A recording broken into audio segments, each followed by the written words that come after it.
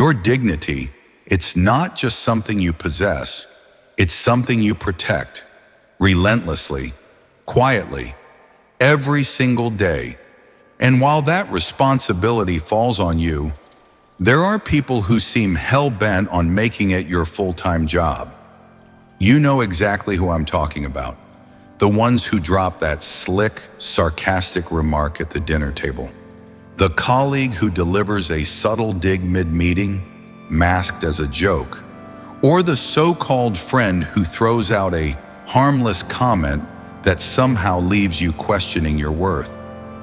You play it off with a smile, you pretend it doesn't sting, but inside something flares up, that heavy burn in your chest, that silence after the blow, more deafening than any shout. And the question creeps in, why me? Why do I keep becoming the target? Do I look like someone they can walk all over? Let's be clear, it's not you, it's them. And today we're breaking that cycle. In this video, I'm going to show you exactly why people try to humiliate you. 6 powerful, often uncomfortable reasons. But more importantly, I'll show you how to respond, not with rage, not with revenge, but with calm, clarity, and unshakable self-respect. We'll turn to timeless wisdom, yes, ancient Stoicism, and use it like armor in today's world. Because you don't need to shout to reclaim your dignity. You don't need to sink to their level to rise above them. What you need is control of yourself, your boundaries, and your mind. So if you're tired of swallowing your pride, tired of being the silent target, and ready to rise with strength and intention, comment yes below, hit subscribe, tap that bell, and let's get into it. Reason 1, they sense weakness. Let's not sugarcoat this. Some people walk into a room scanning for vulnerability like predators scan a herd. They don't show their teeth right away. They observe, they analyze, and the second they detect uncertainty, hesitation in your voice, doubt in your posture, softness in your boundaries, they pounce. Their method? A seemingly innocent remark, a joke with teeth, a question laced with condescension. And if you don't push back, if you laugh along or remain silent, you're teaching them something dangerous, that their disrespect is allowed, that your silence is agreement, that you're safe to target again. They will not stop out of kindness. They stop only when they realize they've misjudged you. I remember early in my career, I had a manager whose sarcasm wasn't clever, it was cruel. He knew exactly where your insecurities lived and had a talent for pressing on them like a freshly bruised wound. In meetings, he'd casually drop lines like, "This might be a little advanced for you," or "Don't worry, you can catch up later." All with that smug grin that let everyone know he was enjoying it. At first, I played along. I laughed when everyone else did. I told myself not to take it personally, but deep down, I did. And every time I let it slide, every time I stayed quiet, he pushed the line a little further. Because people like that are not careless. They're calculating. They're watching to see what you'll allow. And that's where Stoicism changed everything for me. See, most people misunderstand Stoicism. They think it means pretending not to care, shutting down emotionally, becoming cold. But that's not Stoicism, that's avoidance. Stoicism is about power, inner power. It's the understanding, as Marcus Aurelius once wrote, that you have power over your mind, not outside events. You cannot stop someone from trying to diminish you, but you can decide whether their words land. You can decide whether they define your story or dissolve into irrelevance. That's your choice. That's your strength. Here's the uncomfortable truth, one that no one likes to say out loud. If you don't respect yourself, the world won't either. Let that sink in. If you tolerate humiliation, if you brush off disrespect and pretend it's nothing, you're not being noble. You're not being mature. You're training people how to treat you. You're sending a silent signal that says, it's okay to diminish me. I won't stop you. And most people, they'll take you up on that invitation, not because they're evil, but because humans are hardwired to test social hierarchies. We do it at work, in friendships, in families. We do it without realizing.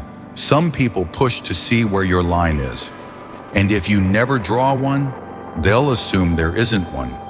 It's not always malicious, it's opportunistic. And here's the catch. They'll keep pushing until you push back. Not with fists, not with rage, but with presence, with clarity, with boundaries that don't require explanation or permission. What I learned, the truth I want you to carry, is this. Standing up for yourself doesn't always look like confrontation. It's not always a dramatic speech or a big scene. Sometimes it's as subtle as refusing to laugh at a joke that slices at your identity. Sometimes it's holding someone's gaze when they expect you to look away. Sometimes it's the quiet act of getting up and leaving a room where you're not respected, and doing it without a word, without apology. That's Stoic strength. Not because it's detached from emotion, but because it's disciplined by principle. You protect your dignity not because someone asked you to.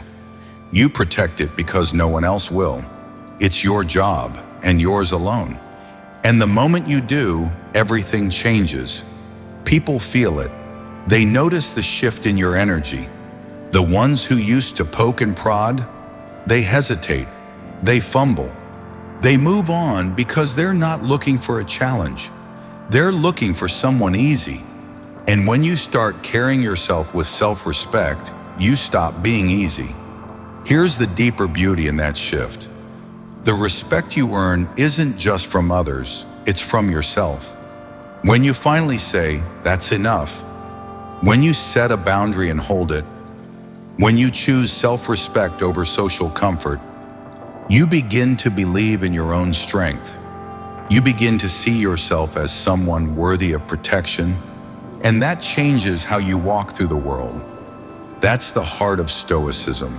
It doesn't give you a mask to wear, it gives you armor, the kind you don't have to announce, the kind that lets you walk through chaos, upright, composed, and unshakable. Reason 2, they want control. Let's get something clear. Humiliation isn't always about humor. It's not even always about cruelty. Often it's about control. It's one of the oldest tools in the book. Humiliation is used to make you feel small, so someone else can feel big. Sometimes it's subtle. A sharp remark dropped like a pebble into a room full of people. A quiet jab that everyone laughs at, except you. Other times it's blatant and brutal. A public insult, a secret shared without consent, a private detail weaponized for a laugh. But the intention is always the same. To take something from you, your voice, your confidence, your power. They want to watch you shrink, because if you shrink, they grow by comparison. If they can silence you, they get louder. If they can shame you, they gain control of the room. But here's what most people don't realize. The person who humiliates others is usually hiding their own wound. They feel powerless in their own life. They feel overlooked, irrelevant, insecure. But instead of healing, instead of confronting that pain, they take a shortcut. They knock someone else down just to feel tall. It's not strength, it's cowardice wearing a clever disguise. And if you fall for it, if you let their projection define your worth, you give them exactly what they came for, your self-respect. But Stoicism teaches us a better way. It says, let them bark, you stay still. It says, let them lash out. You remain composed. Because when someone tries to humiliate you and you remain unbothered, not detached, but centered, that moment becomes a mirror. They wanted you to crumble. Instead, they're forced to see themselves. And most of the time, they won't like what they see. I'll never forget a moment that taught me more about power than any book or training ever could. I was in a meeting, one of those high-stakes sessions where you bring your best ideas to the table, hoping to push the team forward. I had spent weeks refining a proposal. I believed in it. I was ready. And as I presented it, I barely got a few sentences in before she jumped in. You know the type. The colleague who always had a comment, always found a way to put people in their place, and always did it with a laugh. That laugh was her trademark, her shield, her excuse. She cut in with a sarcastic remark, sharp, dismissive, perfectly timed to undercut everything I was saying. The room went awkwardly quiet. A few people chuckled, not because it was funny, but because discomfort sometimes disguises itself as laughter. And in that moment, I froze. I felt it, the heat rising in my face, that lump in the throat, that urge to defend myself, to prove the value of my work, to justify why I belong there. But I didn't speak, not out of fear, but out of something deeper, something wiser. Call it instinct. Call it a lesson finally learned. What I knew in that split second was this: her power wasn't in the words she said, it was in how I responded. If I had scrambled to explain myself, I would have validated her narrative. If I had lashed out, I would have entered her arena, her rules, her stage, her game. And that's when the core teaching of Stoicism came rushing in. Marcus Aurelius said, "You have power over your mind, not outside events." What that means is profound. You cannot stop people from trying to hurt you. You cannot prevent every cutting comment or every petty act of humiliation, but you can refuse to let it work. You can choose not to internalize their opinion. You can choose not to give their voice a seat at your inner table. And the moment you do that, when you stop believing the lie they're trying to sell you, that you're not good enough, not smart enough, not worthy enough, their power dissolves. Because here's the truth. A person who refuses to believe they are inferior cannot be humiliated. Not because they fight back, not because they win the argument, but because their sense of self was never up for sale. You can't tear down someone who built their foundation from within. You can't embarrass someone who doesn't need a crowd's applause to validate their worth. So if there's one message you take from this moment, let it be this: humiliation only works when you believe you deserve it. And you don't. You never did. The people who use humiliation as a weapon, they're not revealing anything about you. They're revealing themselves. But how you respond, that's what reveals you. If you choose clarity over confusion, dignity over defensiveness, and composure over chaos, then they lose interest. Because they're not here to fight, they're here to control. And you, grounded in Stoicism, have become someone who cannot be controlled. You are not prey, you are not fragile. You are not someone who gets small so others can feel big. You are a person who knows who they are, and that in itself is unshakable power. This is what Stoicism offers. Not a wall to hide behind, but a mindset so strong, so clear, so untouchable, that their insults pass through you like wind through open hands. They reach for you, and there's nothing to grab. Reason 3, they envy you. Now we reach a more painful truth, one that's harder to face because it doesn't come dressed as an attack. Sometimes people try to humiliate you, not because there's something wrong with you, but because there's something unresolved within them. It's envy, yes. Sometimes it's not your weakness that draws their fire. It's your strength, your quiet confidence, your integrity, your progress, your success. These things should be celebrated, but for some, they are reminders of everything they lack, everything they've failed to do, or every part of themselves they're afraid to face. You didn't cause their insecurity, but your presence confronts it. So they try to level the field, not by rising to meet you, but by pulling you down. They'll disguise their envy as critique. They'll frame their discomfort as sarcasm. They'll try to dim your light so they can feel better in the dark. It's not your fault, but how you respond. That's your power. When you walk into a room with quiet confidence, when you carry yourself with dignity and live by principles others abandoned long ago, you unintentionally hold up a mirror. And what they see in that reflection isn't always pretty. It reminds them of the effort they stopped making, the values they let slide, the ambition they traded for convenience. Your discipline reflects their avoidance. Your light exposes the corners they've kept dark. And rather than rising to meet the challenge of becoming better, they choose the easier path. They try to tear you down, not to help you grow, not to offer critique, but to silence the uncomfortable reminder that they've stopped trying to be more. This isn't about you, it never was. It's about what you represent. Psychologists call this emotion malicious envy, a darker, more corrosive version of envy we all occasionally feel. But instead of inspiring improvement, this form of envy breeds resentment. Research in emotional psychology reveals something even more disturbing.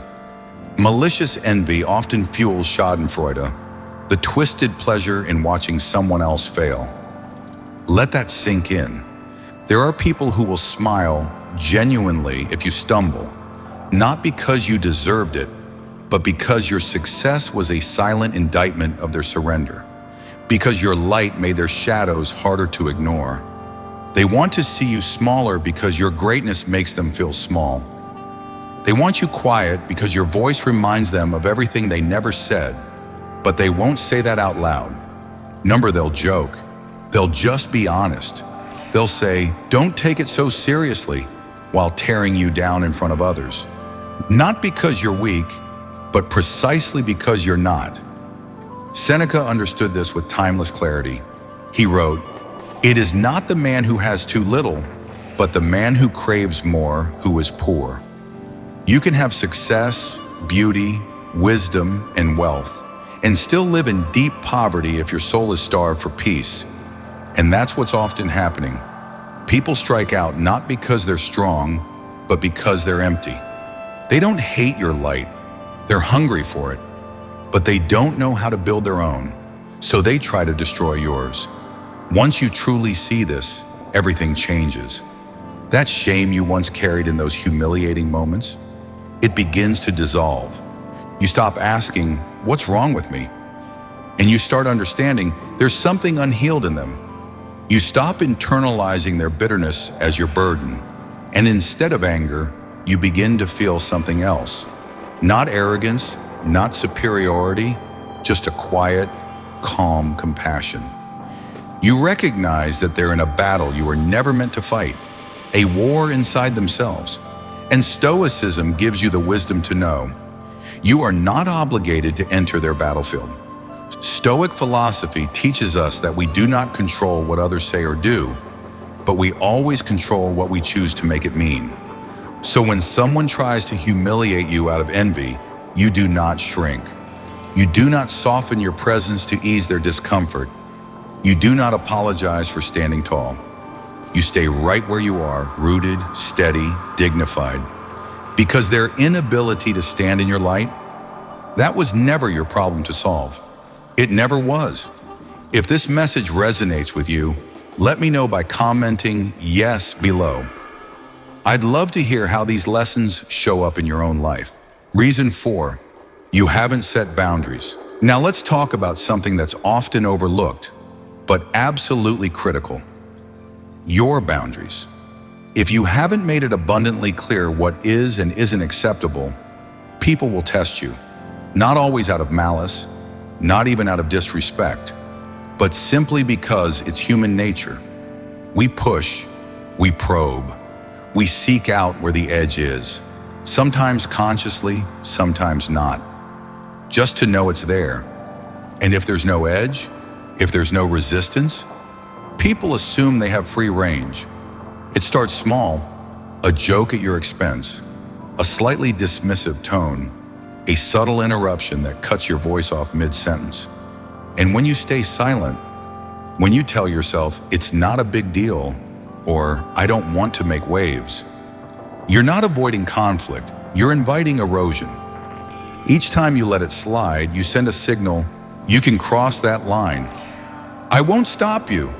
And so they keep pushing, not because they're cruel, but because you haven't shown them where the line is. It doesn't happen all at once. Disrespect creeps in quietly, gradually, almost invisibly. First, it's a comment you let slide. Then it's a joke at your expense you force yourself to laugh at. A request you didn't want to say yes to, but did anyway. And then another, and another. Little by little, they take up more space in your life, until one day you look around and you no longer recognize the space you're standing in. It doesn't feel like yours anymore. Your boundaries, blurred, your dignity, faded under layers of quiet compromise. The unspoken assumptions start to change, that your time matters, that your voice has value, that your emotions deserve weight. What once felt obvious, that you deserve respect, now feels like a luxury. And you wonder, how did it get this far? But if you're honest with yourself, it started the moment you said nothing. The moment you smiled instead of speaking. The moment you let disrespect wear the mask of normal. That's why Epictetus warned with uncomfortable wisdom. If you want to improve, be content to be thought foolish and stupid. On the surface, it sounds harsh, even offensive. But dig deeper and you'll see it reveals a truth most people avoid. Setting boundaries comes with a social cost. When you draw a line, people might get uncomfortable. When you say no, they might call you difficult. When you stop making yourself smaller to make others comfortable, they might say you've changed, especially the ones who benefited most from your silence. But if you want peace, real peace, you must give up the need to be universally liked.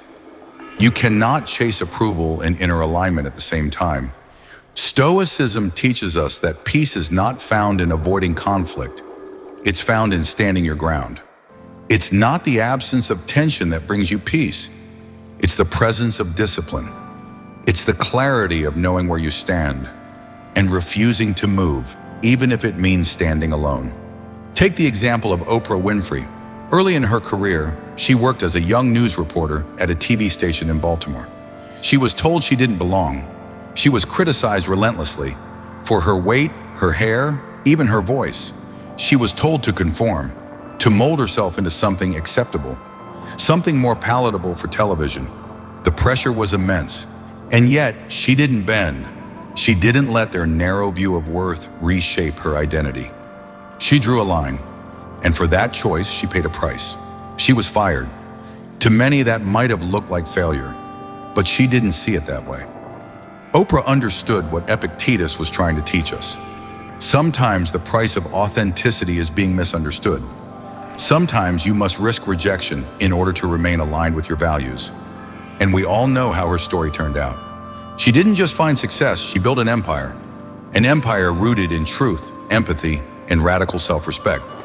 She became one of the most influential voices of our time, not because she conformed, but because she refused to be anything but herself.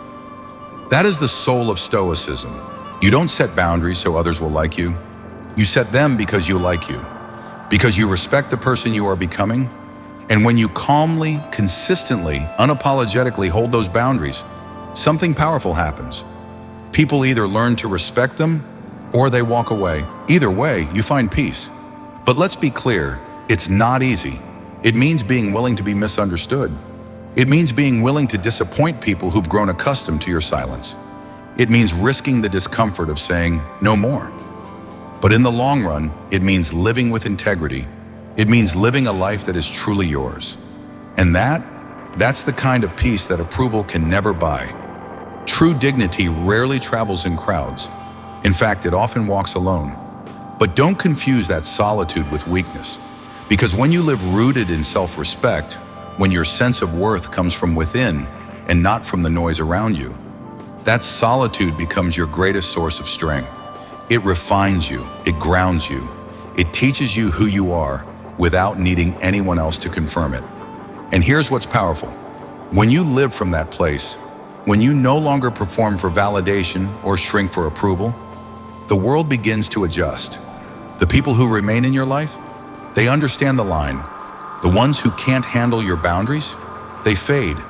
And their exit, it's not your problem, it's your liberation. But don't think the testing ends there. Because once your boundaries are clear, another game begins. One that plays out not in silence, but in the spotlight. Now, they won't try to cross the line behind closed doors. They'll try to humiliate you in public. Because shame, when served with an audience, cuts deeper. And for some, it's not enough to challenge your limits. They need others watching when they do. That brings us to the next reason, one most people overlook, but almost everyone has felt. Reason 5. They seek an audience. Humiliation is rarely a private act. It craves spectators. Because without an audience, it loses its sting. Those who humiliate others often do it not for the person they target, but for those watching. They need that room full of eyes. They need the group laughter. They need the silence of bystanders to make their cruelty feel like power. But that's the illusion. Their power is performative. You've seen it. In the workplace, when a boss tears down an employee, not to correct a mistake, but to remind everyone else who's in charge. In school, when a group corners the quiet kid, not because he's done anything wrong, but because his silence makes him seem like an easy mark. Let's be clear, the person being humiliated is rarely chosen because they're weak. They're chosen because they're alone. That's the pattern of the bully. They isolate first, then they strike. They don't want a fair fight, they want an audience and an advantage. And here's the disturbing truth about human nature. Crowds are easy to manipulate. Psychologists call this de-individuation, a state where people lose their sense of personal responsibility when they're part of a group. In crowds, people do things they'd never do alone. They laugh when they don't agree. They stay silent when they should speak, not because they support the bully, but because they're afraid of becoming the next target. The one leading the humiliation knows this. They count on it. They turn cruelty into theater, a performance, a spectacle meant to silence through shame. But remember this, what looks like power is often insecurity in costume. Because anyone who needs to gather a crowd in order to bring someone down is already revealing something critical. They cannot stand alone. Now think of Marcus Aurelius, one of the most powerful men in the history of civilization, emperor of Rome, surrounded by senators, soldiers, and servants, people who bowed at his presence. Yet Marcus was famous not for domination, but for humility. He didn't raise his voice to prove his power. He didn't ridicule others to display his strength. Instead, he often reminded himself that crowds were not wise simply because they were loud. He wrote, "The opinion of 10,000 men is of no value if none of them know anything about the subject." Let that settle in. Even in the height of power, he knew that the applause of the ignorant meant nothing, that the crowd's approval was fickle, that strength, true strength, required no echo chamber. And the same applies today. So when someone tries to humiliate you in public, remember, their sharpest weapon is not their words, it's the reaction of the crowd. They want you to feel alone. They want you to interpret silence as abandonment, laughter as judgment, and your embarrassment as proof that you've lost. But don't fall for the trap, because their laughter, it's nervous, it's empty. Their silence, it's fear, and none of it defines you. You don't owe them anything. Not your anger, not your explanation, not your self-worth. The Stoic path is not about pleasing the room. It's about standing in your truth, even when you stand alone.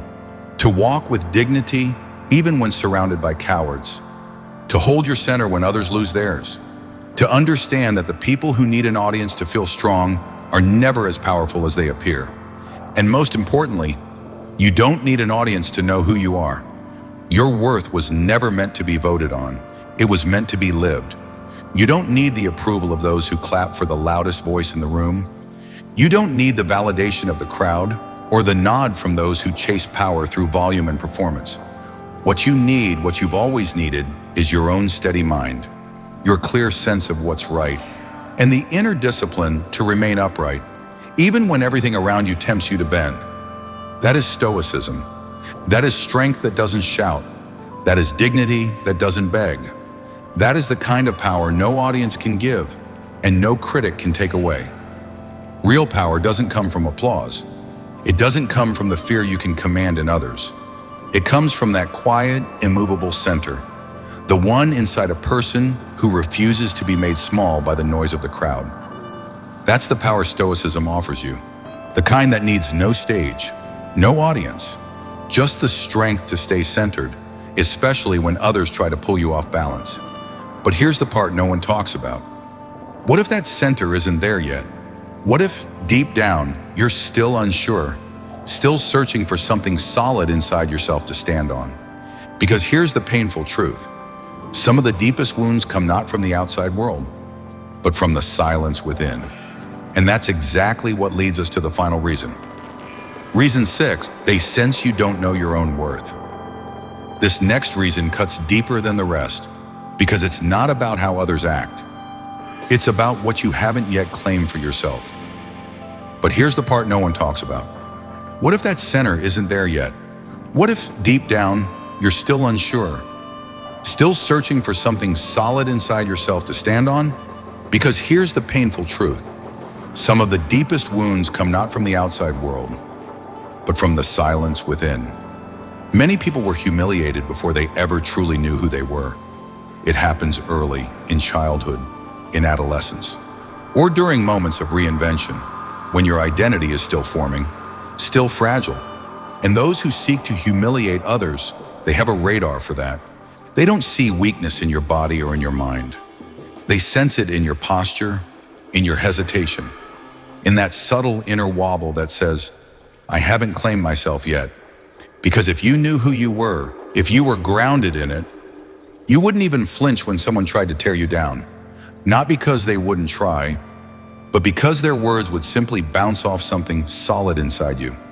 But without that center, you bend, you twist, you lean into approval, you recoil from disapproval, and soon, you forget how to stand still because you're constantly adjusting to someone else's weather. Epictetus said, "No man is free who is not master of himself." Most people chase freedom in all the wrong places. In money, in status, in the illusion of being liked. But true freedom begins and ends with self-mastery. And that begins with knowing, truly knowing who you are. Because when you don't, every comment is a threat.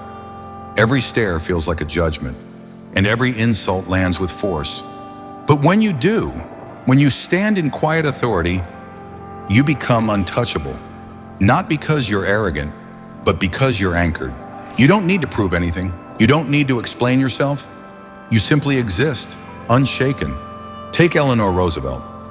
As a child, she was painfully shy. Her mother mocked her. She lost both parents before she was a teenager. She was raised by people who never let her forget how little they thought of her. She could have folded.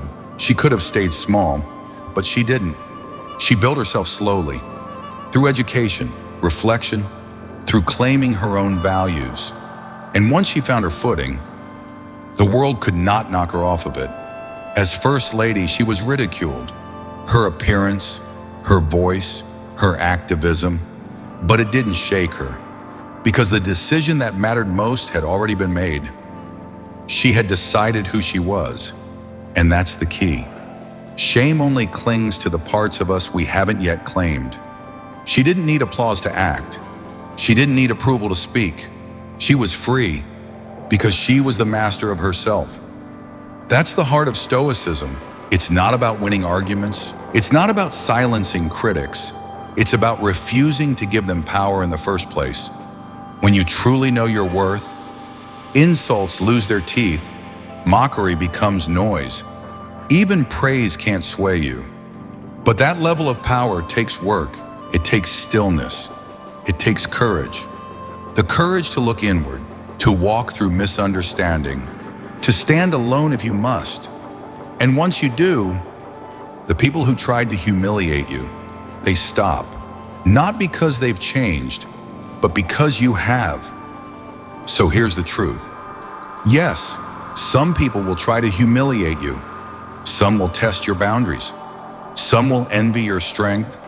And some will attack you for no reason other than they cannot handle your light. But here's what they don't know.